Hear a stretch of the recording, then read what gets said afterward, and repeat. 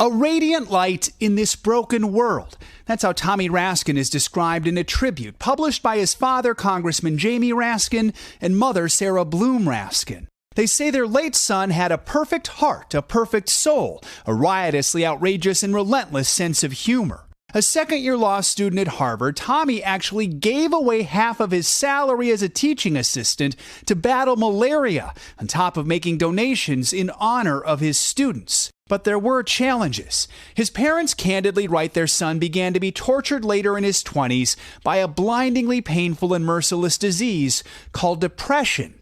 Despite help from doctors, friends, and family, the pain became overwhelming and unyielding and unbearable at last for our dear boy.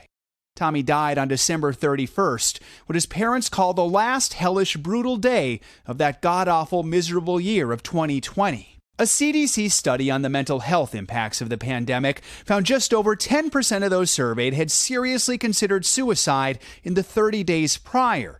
That number was 25% among those age 18 to 24. In their touching statement, the Raskins say 25-year-old Tommy left a farewell note on New Year's Eve day. Please forgive me. My illness won today. Please look after each other, the animals and the global poor for me. All my love, Tommy. In his honor, Tommy's family has now created a memorial fund to help the charities he supported to keep his radiant light shining.